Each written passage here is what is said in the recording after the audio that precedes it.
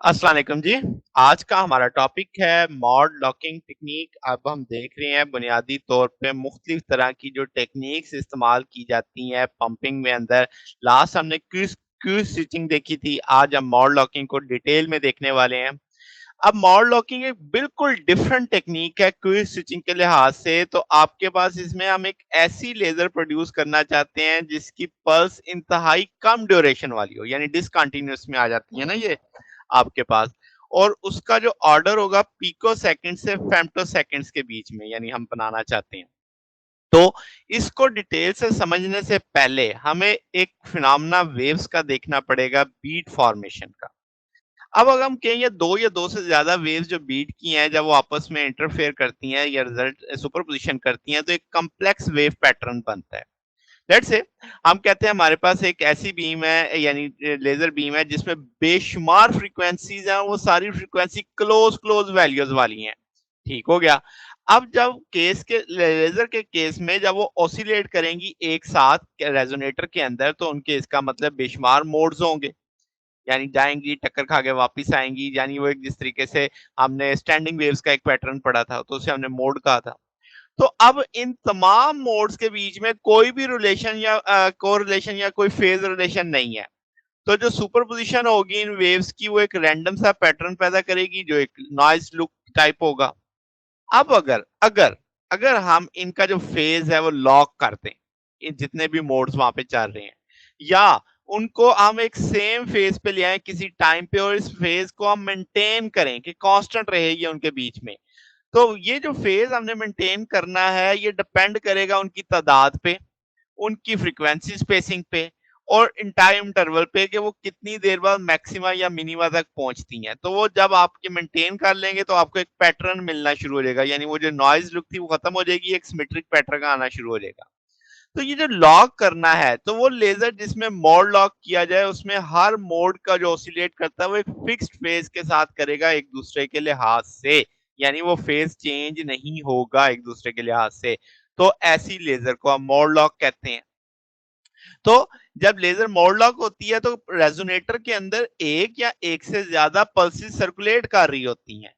Okay होगी बात। आगे चलते हैं। लेट्स से हम एक सिंगल पल्स को देखते हैं। ये हर दफा ये जो सिंगल पल्स है आउटपुट कपलर मिरर को हिट करती है और इसकी कुछ एनर्जी वहां से निकल जाती है, और जो लेजर आउटपुट है वो एक रेगुलर पल्स ट्रेन के मुताबिक बन जाती है। यानी आप अगर इस तस्वीर में देखें तो आपको एक पल्स ट्रेन जाती हुई दिख रही है। तो जो गेन मीडियम है वो रिप्लेनिश करेगा पल्स एनर्जी को हर दफा राउंड ट्रिप में, यानी जब भी वो जाएगा अपनी एक एनर्जी बाहर निकाल देगा। तो इस केस में हम कहेंगे जो आउटपुट है लेजर की वो बिल्कुल ऐसे लगेगी जैसे सीरीज ऑफ रेपिटेटिव पल्सेस हैं, और ये पल्सेस आपकी मोड लॉक होंगी, और इस मेथड को हम मोड लॉकिंग कहेंगे। तो जो आपके पास इंटेंसिटी वेरिएशन होगी मोड लॉकिंग की, वो भी पीरियोडिक पल्सेस की हायर इंटेंसिटी होगी, और ये इंटेंसिटी आपके पास यानी रैंडम पल्सेस के लिहाज से ये चूंकि अब फेज सेम है, तो ये एक आपके पास पीरियोडिक सेंस में आपकी इंटेंसिटी की राइज आएगा फिर कम होगा। जैसे आप इस केस में देख सकते हैं कि यहाँ पे तो आपके पास बिल्कुल भी इंटेंसिटी लेवल ना होने के बराबर है, मगर एक सर्टेन रीजन के अंदर आपकी इंटेंसिटी एकदम पीक लेती है, फिर एक सर्टेन इंटरवल के बाद वो पीक लेती है। तो ये जो विड्थ आप देख रहे हैं, ये जो पल्स जिसने इंटेंसिटी ऊपर गई है, इसकी जो विड्थ है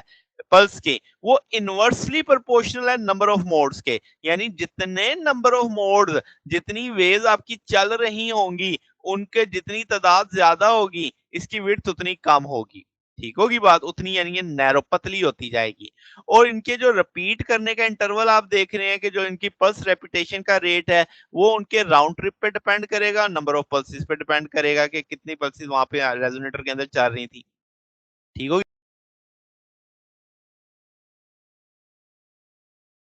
बात। अब अगर कोई हमसे पूछे क्यू स्विचिंग और रेजोनेटर में फर्क बताओ, तो आप कहेंगे जब क्यू स्विच में हमने देखा था तो हमने क्या किया था कि सेवरल जो आपके पास गेन मीडियम पल्स बार बार गेन मीडियम से चलती जाती थी और आपके पास कैविटी क्यू स्विच हो जाती थी, यानी एक तरह से एनर्जी हमने मीडियम के अंदर स्टोर की थी। और वहां पे फीडबैक नेसेसरी था कि हर दफा आप एक लार्ज बिल्ड एम्पलीट्यूड करें ताकि स्टिमुलेटेड इमिशन करवाया जा सके। लास्ट लेक्चर आप डिटेल में उसे देख सकते हैं। तो मगर हमें कुछ जगहों पे कुछ एप्लीकेशन में ऐसी पल्सेस चाहिए होती हैं लाइट की जो शॉर्टर हो, यानी जिनका टाइम शॉर्टर हो क्विक स्विचिंग के लिहाज से। तो ऐसी पावरफुल अल्ट्रा शॉर्ट पल्सेस को हम कह सकते हैं कि हम मॉड लॉकिंग से हासिल करते हैं। अब अगर मैं इसको वन लाइनर समझाना चाहूँ तो जो लेज़र ऑसिलेटर है, अब आप उसे स्टेडी स्टेट तक जाने देंगे और जो ऑसिलेशन होगी कैविटी में आपने अब उसने ब्लॉक नहीं किया हुआ आपने और जो कैविटी को प्रिवेंट किया हुआ है फिल करने से फोटॉन से हर दफ़ा यानी जब भी आएगी तो उसका एक पल्स बाहर निकल जाएगी। तो आपके पास सिर्फ़ एक पैकेट ऑफ फोटॉन ही होंगे जो कैविटी के अंदर चल रहे होंगे, सर्टेन पैकेट ऑफ फोटॉन और जो पल्स होगी वो थोड़ी देर के लिए वहाँ पे रहेगी और round trip of the cavity में दूसरे लफ्ज़ों में आप कह सकते हैं कि जो स्पेशल एक्सटेंशन है वो मार्कली छोटी होगी किससे लेंथ ऑफ द कैविटी से। पिछली दफ़ा तो लेंथ ऑफ द कैविटी और गेन में आपका बराबर-बराबर था ना। अच्छा अब आप देख सकते हैं कि आपका एक राउंड ट्रिप आया तो एक निकली, फिर अगले राउंड ट्रिप पे n+1 आ गया, फिर उससे अगले राउंड ट्रिप पे n+2 यानी आपको एक पल्स निकलती हुई दिखाई दे रही है कि आपके जो अंदर रेजोनेट और कर रही है पल्स उसका एक पार्ट हमेशा निकल रहा है हर राउंड ट्रिप के ऊपर। तो ये आपकी मॉड लॉकिंग में बेसिक टेक्निक है। अब आपको पता है कि उसके पीछे फिनोमेना क्या हो रहा है, अब आपको मॉड लॉकिंग का भी समझ आ गई है और हम ये भी देख रहे हैं कि हम उसमें आउटपुट कैसे लेंगे कि सीरीज़ ऑफ पल्सेस होगी, हर राउंड ट्रिप के ऊपर उसमें से कुछ एनर्जी बाहर निकल जाया करेगी। तो ये अब आपकी डिटेल बेसिक आपको कांसेप्ट समझ आ गया। अब हमने 2 तरह की डिवाइसेस पढ़ी हुई हैं, एक्टिव मोड, पैसिव मोड तो उसके लिहाज से हम देखते हैं कि लॉर्ड मॉकिंग होती है मॉड लॉकिंग होगी तो अब आपके पास जो एक्टिव मोड लॉक्ड लेजर होगी उसमें जो आप ये मॉड लॉकिंग अचीव करेंगे उसमें मॉड्यूलेटर का किरदार बड़ा अहम है जैसे यहाँ पे इलेक्ट्रो ऑप्टिक टाइप हमने लगाया ये मॉड्यूलेट ऑफ रेजोनेट लॉसेस करेगा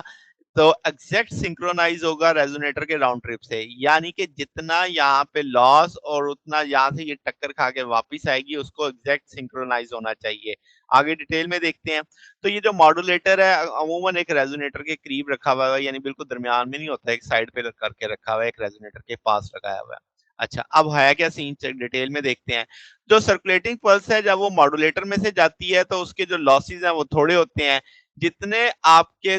यानी जो स्लाइटली हायर लॉसेस होते हैं पल्स में उतनी आपकी पल्स शॉर्टर होती चली जाती है तो इसका मतलब जितने आप राउंड ट्रिप करवाते जाएंगे एक स्टेडी स्टेट आ जाएगी उस स्टेडी स्टेट का मतलब क्या होगा कि जो आपके पास ये पल्स शॉर्टन हो रही है वो बैलेंस हो जाएगी पल्स की ब्रॉडनिंग इफेक्ट से तो जैसे आप यहाँ पे देख सकते हैं कि पल्स की जो ब्रॉडनिंग हो रही है गेन मीडियम से और जो पल्स की शॉर्टनिंग हो रही है मॉड्यूलेटर से वो एक वक्त पे आके बैलेंस हो रही है इस पॉइंट पे तो हम कहेंगे इसका मतलब है कि जो पल्स बैंडविड्थ है वो आपकी काफी छोटी होगी किससे गेन बैंडविड्थ से ओके होगी बात तो अब आपके पास एक्टिव मीडियम में हमें क्या एग्जैक्ट सिंक्रोनाइजेशन चाहिए होती है मॉड्यूलेशन की किसके साथ रेजोनेटर राउंड ट्रिप के साथ और ये आप सिर्फ तभी अचीव कर सकते हैं जब प्रिसाइज रेजोनेटर लेंथ एडजस्ट कर सकें या आप कोई ऑटोमेटिक फीडबैक सिस्टम लगा सकें और जो आपके पास एडजस्टेबल मॉड्यूलेटर फ्रीक्वेंसी को सेट कर सके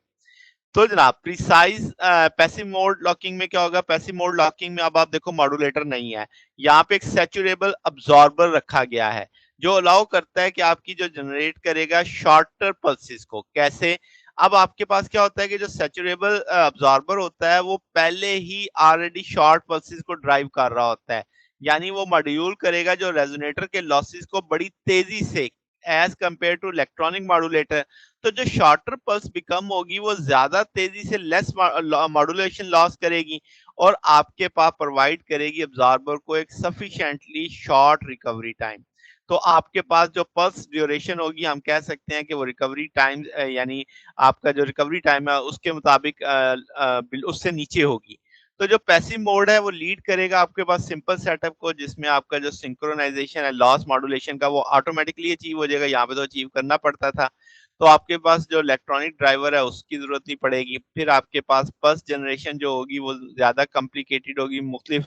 वेरियस रीजंस की वजह से तो हम कहेंगे ये डिफिकल्ट है अचीव करना यानी आपके पास स्टेबल ऑपरेशन को इतनी आसानी से ये अचीव नहीं होता बहुत सारे केसेस के अंदर तो फिर आपके पास एक केस होता है हाइब्रिड मोड में क्या होता है कि आपके पास कुछ लेजर में जहां पे मोड लॉक डायोड लेजर होती है वहां पे एक्टिव पैसिव दोनों मोड लगा दिए जाते हैं तो hybrid mode lock laser combine होते हैं उनके की एडवांटेजेस होते हैं यानी दोनों के एडवांटेज मिलके दे रही होती है और एक्सटर्नली कंट्रोल पल्स को आप कहते हैं कि जो रेपिटेशन रेट और फेयरली शॉर्ट पल्स उससे आप कंट्रोल कर रहे होते हैं अब ये कहाँ पे इस्तेमाल होती है मोड लॉकिंग आपके पास हार्मोनिक जनरेटर के अंदर मेडिकल आई सर्जरी के अंदर, ऑप्टिकल डाटा स्टोरेज के अंदर और न्यूक्लियर फ्यूजन के अंदर। तो ये जनाब इसकी एप्लीकेशंस थी। अगर आपको इसमें कोई बात पूछनी हो, डाउट हो तो नीचे कमेंट्स में पूछ सकते हैं। वीडियो अच्छी लगी हो तो वीडियो को लाइक कीजिएगा, दोस्तों के साथ शेयर कीजिएगा, चैनल को सब्सक्राइब कर दीजिएगा। अब तक के लिए इतना ही, बाकी इंशाल्लाह फिर नेक्स्ट देखेंगे। ओके, अल्लाह हाफ़िज़।